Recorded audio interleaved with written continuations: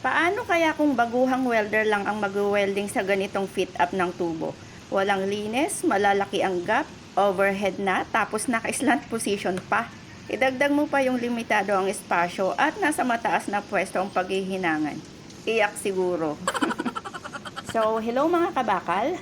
For today's video, ito ay para sa mga baguhang welders dyan, lalo na sa mga welders na nag-training sa TESDA o sa mga welding school. Bali sa video na to, gusto ko lang magbigay ng overview or idea sa mga baguhang welder kung ano ang sitwasyon or kung ano ang mga posibleng ma-encounter nila kung sa unang work nila ay sa construction site agad sila magtatrabaho. Pero tandaan nyo muna mga kabakal na bawat construction site at company, tandaan nyo, company ha, ay may kanya-kanyang standard sa trabaho, lalo na sa fit-up ng mga tubo hanggang sa paghihinang nito. So, ipapaliwanag ko yan. Dito sa construction site na pinagtatrabahuan ko ngayon, planta ito ng semento at kadalasang hinihinang namin dito ay mga ducting, gaya ng ginagawa ko dyan sa video, at mga tubo. At dahil paggawaan nga ito ng semento, hindi masyadong stricto ang mga QC or yung tinatawag na quality controller dito. Madalas nga yung QC namin walang ginagawa. Maliban na lang kung may mga pagkakataong pressurized ang mga tubo na hihinangin at mga linya ng hangin or tubig or gas ang mga tubong hihinangin. Doon talaga nire-require na dapat malinis at maganda ang pagkaka-fit up ng mga ito bago hinangin. Dahil minsan ine-x-ray nila ito or pinadadaan sa ultrasonic test or UT.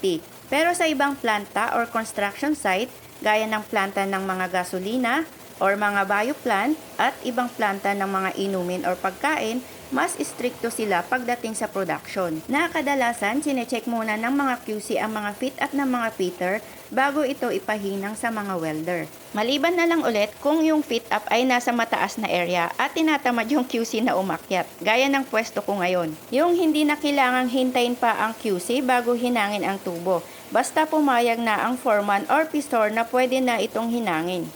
Then may mga company din naman na istrikto pagdating sa quality ng pag-fit up ng tubo at sa paghihinang nito. At syempre may mga company din na medyo kulang sila sa quality pagdating sa trabaho. Sad to say, pero isa na ang company namin sa mga ito. So gaya ng nakita nyo sa unang video na parang Frankenstein yung tubo, marami hiwa, malalaki ang gap at puro tapal. Isa lang yan sa mga halimbawa na hindi lahat ng hinangin dito sa site ay madadali. Gaya ng nakasanayan ng mga bagong welder galing sa training school. At siya nga pala, uunahan ko na yung mga bashers ko dyan ha. Baka sabihin nila, ba't di ka kasi nagreklamo? Dapat pinalinis mo muna yan sa mga fitter bago mo hinangin. Or sabihin pa nila, ba't mo kasi tinakin kung malaki pa yung gap? Siguradong ganyan ang sasabihin ng mga magagaling minsan eh. Pero para sa akin naman, kung kaya ko naman hinangin at kung wala ng remedyo talaga ang mga pangit na fit up, ay hinahayaan ko na lang. At kung nakita ko naman ang hirap at pagod ng mga fitter sa pag-fit up, hindi na ako nagrereklamo basta alam kong kaya kong gawin. Sa trabaho kasi, kailangan pa rin ng pakikisama at tulungan para maging smooth at maganda ang samahan ng grupo. At ganun nga ako. So kung sa training school nasanay kayo sa magandang fit up, kapag nandito kayo sa construction site, siguradong maninibago kayo. Oo, sa umpisa, sigurado mahihirapan kayo. Pero kapag nakapag-adjust na ang katawan nyo, natuto kayo ng mga technique or diskarte na hindi nyo natutunan sa training, unti-unti yan mai-improve ang mga skills nyo. Magiging basic na sa inyo ang mga ganitong hinangin.